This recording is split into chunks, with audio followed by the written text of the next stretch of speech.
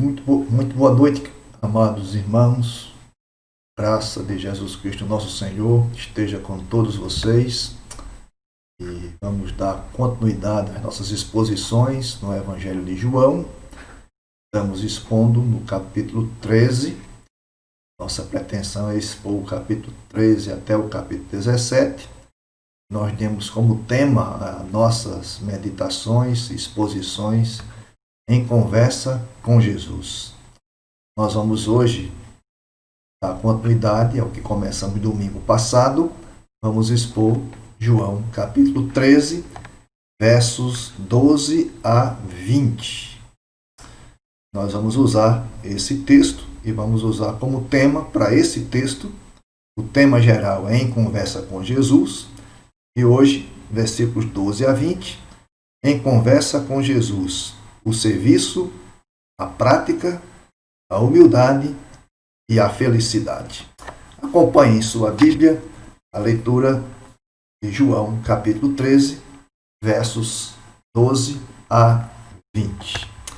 Está assim registrado na Escritura. Depois de lhes ter lavado os pés, tomou as vestes e, voltando à mesa, perguntou-lhes: compreendeis o que vos fiz? Vós me chamais o Mestre e o Senhor, e dizeis bem, porque eu sou. Ora, se eu, sendo o Senhor e o Mestre, vos lavei os pés, também vós deveis lavar os pés uns dos outros. Porque eu vos dei o exemplo, para que, como eu vos fiz, façais vós também. Em verdade vos digo que o servo não é maior do que o seu senhor, nem o enviado maior do que aquele que o enviou. Ora, se sabeis estas coisas, bem-aventurados sois se as praticardes. Não falo a respeito de todos vós, pois eu conheço aqueles que escolhi. É antes para que se cumpra a Escritura.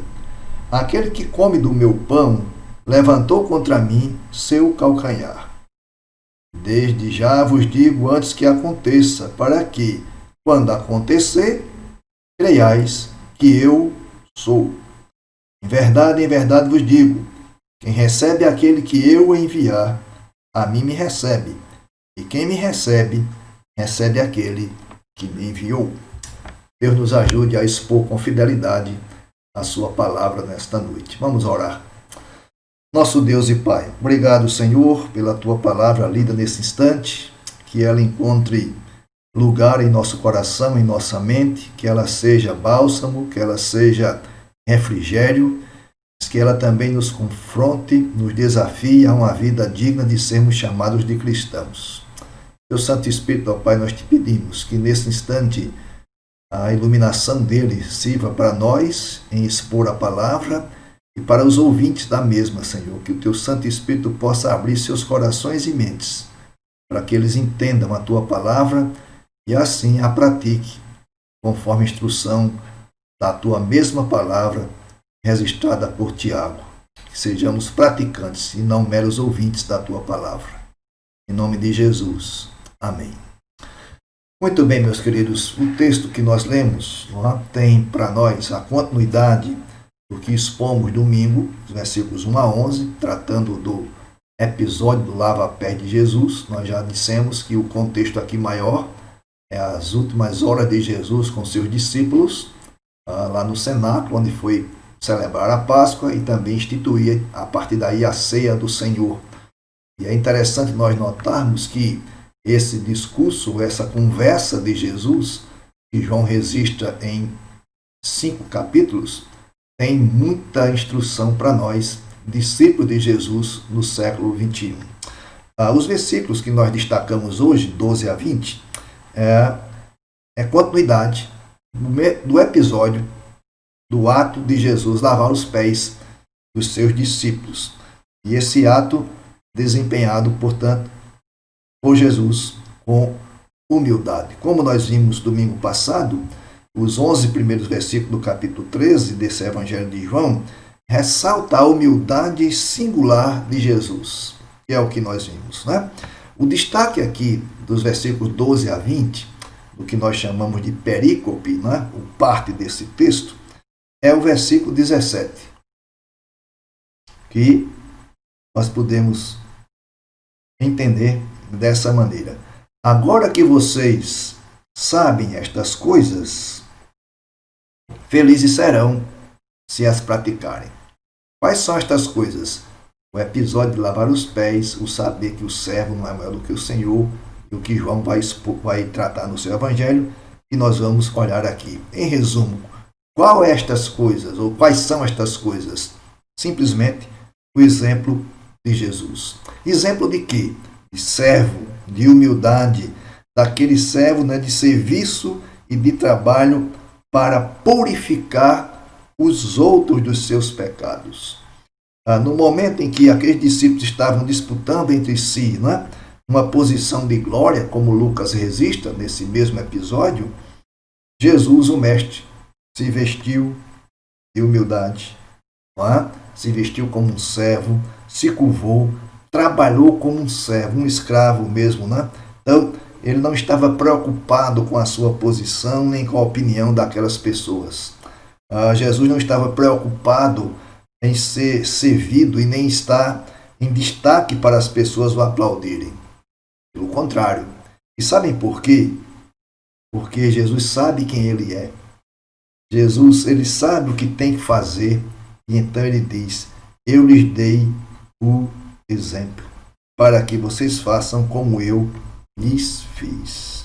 Eu dei um exemplo de que vocês devem fazer. Ter fé. Então vamos destacar algumas partes desse texto para a nossa edificação nesta noite. Primeira coisa que eu quero destacar é a lição de Jesus para seus discípulos. Versículos 12 a 15 nos relata isso que nós lemos há pouco. Então, ao terminar de lavar os pés dos discípulos, Jesus retoma a mesa, o local onde estava posta, né, a refeição, a Páscoa, os elementos para a Páscoa, e pergunta aos seus discípulos se eles tinham entendido a lição. Então ele afirma, depois que ele pergunta isso: vocês me chamam mestre e senhor e fazem bem, pois eu sou esse mestre e senhor. O que é que ele está dizendo com isso? Se eu, senhor e mestre, lavei os pés de vocês, também vocês devem lavar os pés uns dos outros. Os discípulos tinham uma clara compreensão de quem era Jesus. Por isso que o chamavam de mestre e senhor. A teologia deles estava certa. Eles sabiam que ele era o próprio Filho de Deus, o Messias, o Salvador do mundo. Então eles tinham esse conhecimento, mas sem se deixar olhar para isso, Jesus Cristo vai ensinar para eles, mesmo sem deixar de ser mestre e senhor, Jesus lava os pés dos seus discípulos. Então, se Jesus, sendo o maior, fez o serviço do menor, os discípulos deveriam servir uns aos outros, em vez de disputar entre si quem era o maior entre eles. Em vez de buscar glória que eles estavam fazendo ou tentando, né, para eles mesmos, o que é que isso deviam fazer? Olhar o exemplo de Jesus, de humildade, de serviço na prática. Aqui nós encontramos uma primeira lição para nós. Em vez de buscarmos glória para nós mesmos, nós devemos simbolicamente nos munir, nos apropriar de bacia e toalha nas mãos para servirmos uns aos outros. E repito, de maneira simbólica, não necessariamente uma bacia, né, física com água e uma toalha para lavar os pés, mas de maneira simbólica, servir uns aos outros. É essa a lição que eu encontro nessa primeira parte. Ou seja, nós vivemos em uma sociedade, né, estratificada. Uma das formas que o orgulho humano se manifesta é a recusa de assumir essas funções supostamente mais baixas. E o que é que a gente aprende com isso? O Senhor e Mestre dos discípulos lavou os pés desses discípulos. Um ato até então impensável do ponto de vista cultural. Mas notem, Jesus Cristo diz claramente: eu lhes dei o exemplo. O que é a palavra que aparece aí, não é? Para exemplo, é mais ou menos um padrão. Ou seja, para que vocês façam o mesmo que eu fiz e como eu fiz. Então, é isso que ele está dizendo. Eu lhes dei o exemplo. Para que vocês entendam que é necessário, no reino de Deus, servir uns aos outros. E servir do ponto de vista do que alguns até acham, né? Que seria o serviço mais baixo, que era lavar os pés de outras pessoas.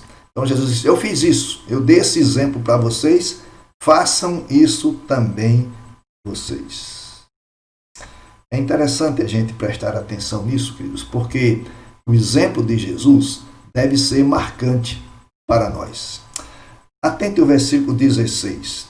O que é que diz? Em verdade vos digo que o servo não é maior do que o seu senhor, nem o enviado maior do que aquele que o enviou. O que é que a gente entende? Jesus, portanto, aqui está reforçando o ponto, né, com uma colocação que provavelmente era repetido frequentemente e foi durante o seu ministério. Podia ser facilmente usado para diversas aplicações, ou diferentes aplicações. Então, após a forte declaração, eu digo verdadeiramente, não é? Digo isso com verdade. Jesus aprofunda o contraste agora entre o professor e o aluno, não é? Ou o mestre e o discípulo, ao introduzir dois outros pares. Note que agora ele deixa de tratar de mestre e discípulo e passa a tratar de senhor e servo, entendido aqui como escravo, e trata a tratar entre o superior que envia e o mensageiro que é enviado. Então é interessante observar para isso, porque esse aforismo de Jesus, não é, neste contexto, é de qualquer forma algo bastante claro. Ou seja, nenhum emissário tem o direito de pensar que está isento de tarefas empreendidas alegremente por aquele que o enviou. Ou seja, nenhum escravo tem o direito de julgar qualquer tarefa que ele reconheça como baixa ou não. Porque o escravo simplesmente cumpre as ordens do seu senhor. O enviado simplesmente cumpre a mensagem daquele que o entregou para levar a mensagem. E o aluno ou o discípulo simplesmente segue o exemplo do seu mestre. É isso que Jesus está dizendo claramente aqui nesse versículo 16 para os seus discípulos. O versículo 17, aí nós chegamos no que podemos entender como resultado prático da lição. O que é que nós temos no versículo 17? Vamos reler nesse instante. Acompanhe na sua Bíblia. Ora, se sabeis estas coisas, bem-aventurados ou felizes sois se as praticardes. Ou seja, se vocês sabem destas coisas que eu ensinei para vocês, vocês serão felizes se colocarem em prática estas coisas. Aqui, portanto, nós temos, o resultado prático dessa lição de Jesus. Ele agora cobra dos seus discípulos a prática do que aprenderam. E aprenderam vendo o mestre fazer. Então, a vida cristã, portanto, queridos, não se limita ao conhecimento da verdade, simplesmente. O conhecimento precisa desembocar, precisa chegar à questão da obediência. A felicidade não está apenas em saber, mas, sobretudo, no praticar o que se sabe. E por que isso é importante para nós? Às vezes, nós nos comportamos até como os gnósticos. Tinham conhecimento e achavam que isso bastava, para se alcançar a felicidade no reino de Deus. Jesus Cristo está ensinando aqui que não basta apenas conhecer as coisas que ele ensinou, o exemplo dele. É preciso a prática deste conhecimento para nós. O teólogo Warren Wiersbe diz que é importante manter essas lições na ordem correta. Como é que ele destaca isso? Veja a ordem correta que O Ibsen destaca humildade, santidade, felicidade. Ou seja, sujeitar-se ao Pai é manter a vida pura e servir aos outros. Esta é a fórmula de Deus para a verdadeira alegria espiritual. Vou repetir. A fórmula verdadeira para a alegria espiritual é estar sujeito ao Pai nessa ordem: humildade, santidade, felicidade. É interessante a gente olhar como é que Jesus define felicidade aqui no versículo 17. Bem-aventurados significa muito felizes. Mas quem é feliz? Seria a pergunta para se fazer. Jesus Cristo responde: é aquele que serve e serve aos mais fracos, de maneira mais humilde. Feliz é aquele que não apenas chama Jesus de Mestre e Senhor. Feliz é aquele que imita Jesus servindo ao próximo. E nós temos, portanto, a oportunidade excepcional de servir ao próximo entre nós, no sentido de igreja local. Quando a gente olha para isso e vamos entender, Jesus está reunido com 11 dos seus discípulos, 12, né? Judas já provavelmente tinha saído nesse instante aí para fazer o que estava no seu coração, colocado por Satanás. Então Jesus Cristo está com esse grupo menor ensinando.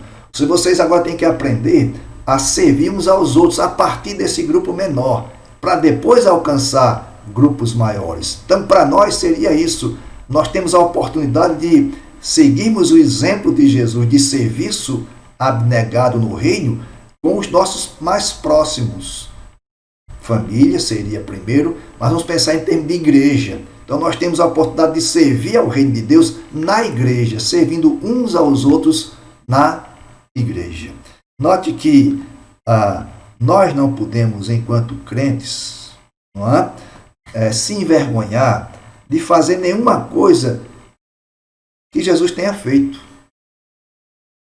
Ele deixou a sua glória, deixou o céu, o trono e veio ao mundo para servir. Servir pecadores como você e eu.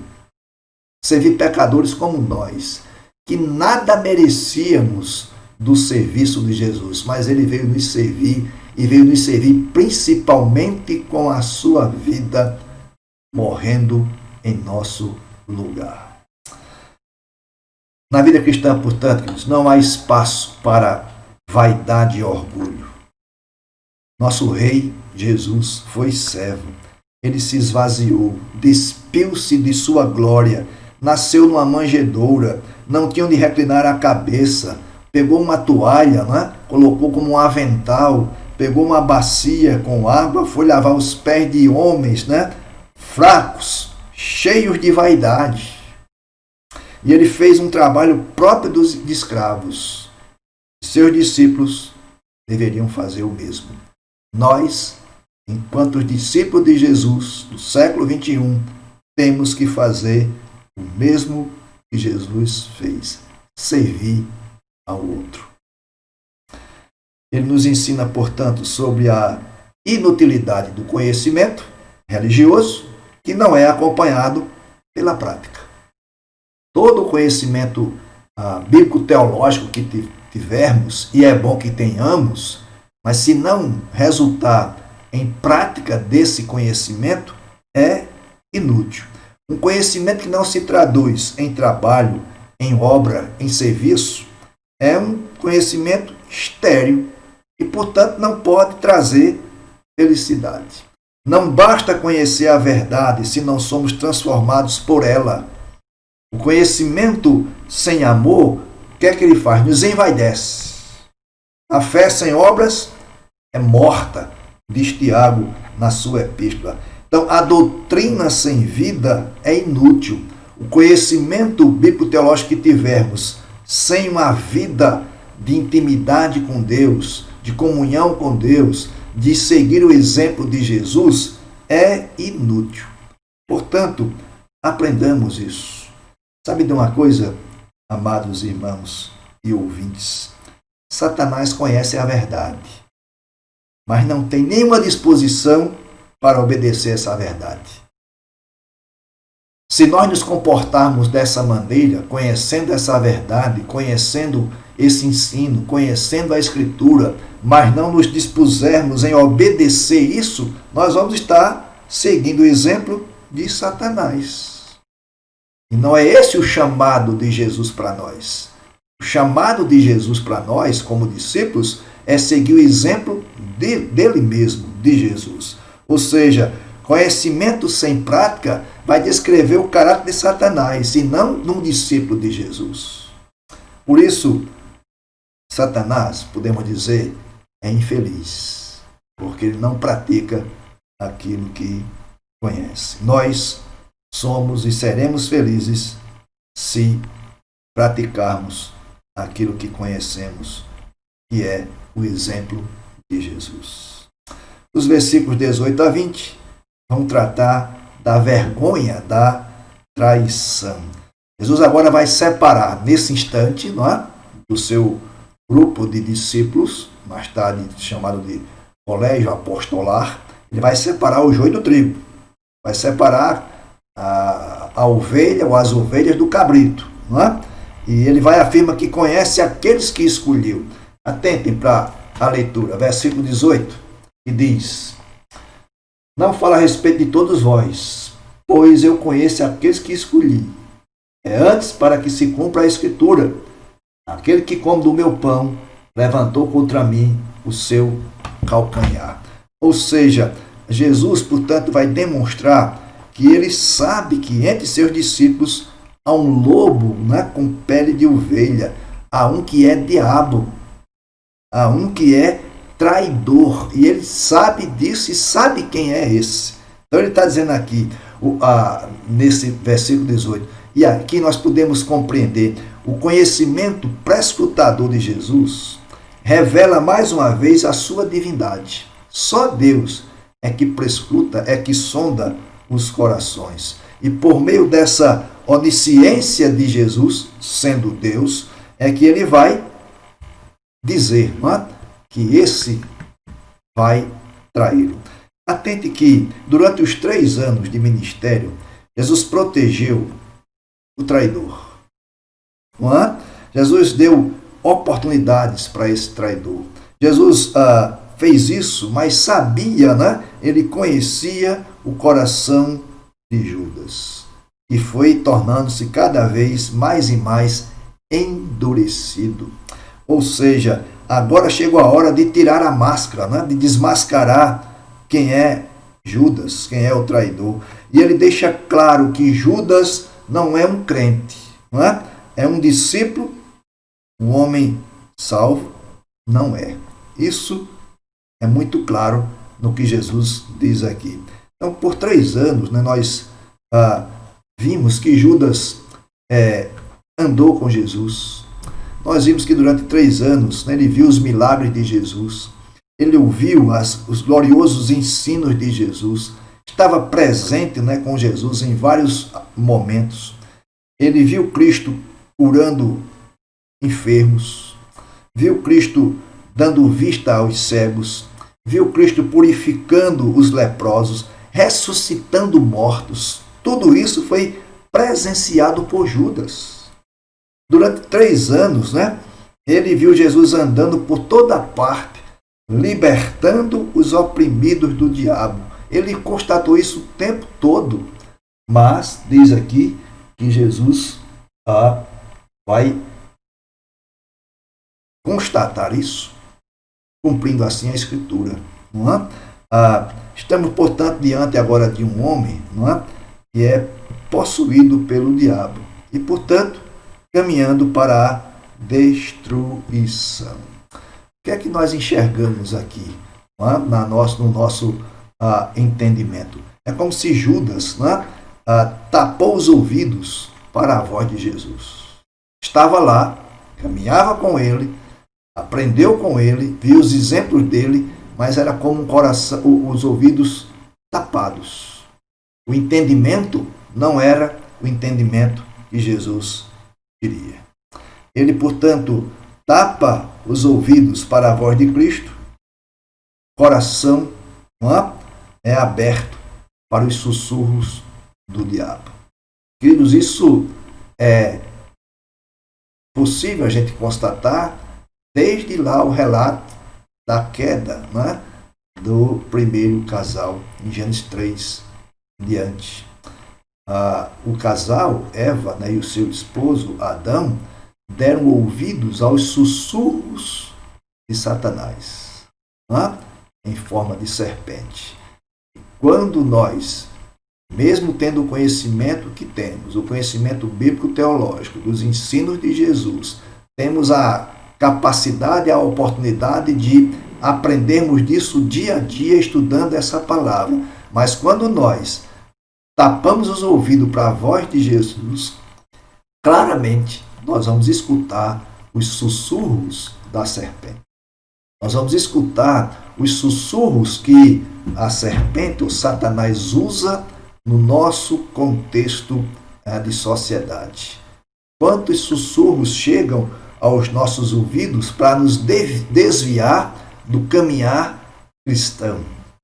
Quantos sussurros nos chegam para que nós entendamos que é a mesma coisa, é tudo igual, não há diferença em você andar assim e servir Jesus? Isso não é algo novo de hoje, sempre esteve presente na caminhada dos discípulos de Jesus. Mas é preciso que nós estejamos atentos para que não ouçamos os sussurros de Satanás, mas porque se assim fizermos, vai acontecer como aconteceu com Judas. Ele fechou os ouvidos, tapou os ouvidos para a voz de Jesus e abriu os ouvidos e o coração para os sussurros de Satanás. Quer que vai o passo seguinte? Ele abrigou em seu coração as sugestões do diabo. O diabo entrou nele e o levou para o inferno. Ou seja, nós temos que estar atentos a essas questões todas. Porque se a gente não presta atenção nesses detalhes, às vezes simples, nós podemos cometer erros como esses. Relembrando para os irmãos, depois de Jesus estar lá com seus discípulos, lá no cenáculo, o local separado, preparado para ele celebrar a Páscoa com seus discípulos, ele chega lá, como nós dissemos na exposição domingo, o chegar no local para um jantar natural ou uma visita numa casa, a primeira coisa que você entrava, via lá, era um vaso com água, uma bacia e uma toalha. Lá no cenáculo também havia isso, claramente. Só que nenhum discípulo se dispôs a pegar aquele vaso com a água, colocar na bacia e a toalha para lavar os pés do outro. Nenhum deles. Isso era uma prática normal do contexto deles. Só que quem fazia esse serviço era o escravo. Lá no cenáculo não havia nenhum servo da casa, só Jesus e os seus discípulos. Nenhum deles tomou a iniciativa. O Mestre, o Senhor, o Rei dos Reis, o dono do universo, toma a iniciativa de pegar a água, botar na bacia e lavar os pés dos seus discípulos. Então, se a gente olha para isso, esse exemplo marcante de Jesus, nós devemos, portanto, prestar atenção que esse exemplo, como ele diz aqui no início do nosso texto de hoje, é para que a gente compreenda o que nós precisamos fazer. Atentem. Quando ele retorna para a mesa, ele faz uma pergunta. Vocês compreendem o que eu fiz? Vocês entenderam qual o sentido desse ato de lavar os pés? Não é simplesmente um ato físico de eu lavar os pés empoeirados de vocês. Há aí um sentido simbólico espiritual, ou seja, é preciso que vocês sejam purificados todos os dias. Vocês compreenderam isso? É a pergunta de Jesus. É a mesma pergunta para nós hoje, discípulos do século 21. Vocês compreendem tudo o que eu ensinei para vocês? Vocês compreendem tudo o que eu deixei registrado na revelação para vocês? Se vocês compreendem isso, então pratiquem isso, é o verso 17, e vocês serão felizes. É o que Jesus diz claramente no texto de hoje. Observe, não é? Ele diz, vocês me chamam Mestre e Senhor, e dizem isso muito bem, porque eu sou realmente. Por que Jesus salienta isso aqui agora? Por que ele salienta que os discípulos o chamavam de Mestre e de Senhor? Ele diz, vocês estão fazendo corretamente, porque eu sou Mestre e Senhor. Ora, quando Jesus afirma isso, ele está, portanto, colocando para os seus discípulos que eles, reconhecendo ele como Mestre e Senhor, o que é que faz o discípulo? Segue o exemplo do seu mestre. O que é que faz o servo diante do Senhor? Cumpre as ordens do seu Senhor. É isso que ele está dizendo. Vocês compreenderam o que eu fiz? Nesse ato de lavar os pés de vocês? Suponho que os discípulos disseram, compreendemos sim. Muito bem. Então, vocês fazem bem em compreender isso e também me chamar de Mestre e Senhor, porque eu sou. Agora, se eu sendo Mestre e Senhor de vocês, como vocês muito bem dizem, lavei os pés de vocês nesse serviço de demonstrar humildade, façam isso também. Pratiquem isso também. O discípulo de Jesus tem por prerrogativa a qualidade da humildade. Então precisamos prestar atenção nesse ensino de Jesus, de agir com humildade como discípulo de Jesus. Interessante, né, que lá no final aqui do capítulo, da parte de Jesus falando a respeito do traidor, ele disse que era necessário que se cumprisse a Escritura. Ou seja, o que tinha sido dito estava se cumprindo agora. Ou seja, entender que Jesus, sendo Deus, e não se esqueça que esse é o propósito de João no seu Evangelho, né? Mostrar que Jesus é o Filho de Deus e é o Deus encarnado, ele está, portanto, nos fazendo compreender que Jesus está ensinando isso para os seus discípulos. Então, olhando para capítulo 13, do versículo 1 até o versículo 20, nós podemos entender e resumir da seguinte maneira: Jesus está ensinando os seus discípulos a agirem no reino de Deus com humildade. E isso, queridos, deve ser a prática nossa também diante do Senhor. Então, o que é que a gente pode entender? Jesus que está dizendo, olha, vocês precisam do serviço no reino de Deus, vocês são chamados para servirem, servos que são, mas vocês precisam praticar esse serviço dia a dia, mas fazer isso com humildade. E então vocês terão a felicidade. Daí o nosso tema da nossa exposição de hoje. O serviço, a prática, a humildade e a felicidade. O que é que nós podemos olhar dessa exposição e tirar aplicações, lições para as nossas vidas? Primeiro, nós precisamos entender que nós somos chamados para sermos servos. Somos chamados para sermos servos e não para sermos servidos, como muitos querem fazer, ou até vivenciar isso na prática. São aqueles irmãos que querem chegar no santuário, ter tudo pronto para ele, apenas sentar, ouvir o seu irmão e ir para casa, criticar o seu irmão, criticar o som, criticar quem cantou, quem não cantou, olhar quem está de um jeito, quem está do outro. E o texto que nós expomos domingo passado e hoje deixa claro para nós. Nós somos chamados para sermos servos, não para sermos servidos. É a primeira aplicação que eu enxergo nesse texto para nós. Segundo, nós não fomos chamados para mantermos uma imagem de filhos de Deus, soberbos e arrogantes. Nós não somos chamados para isso.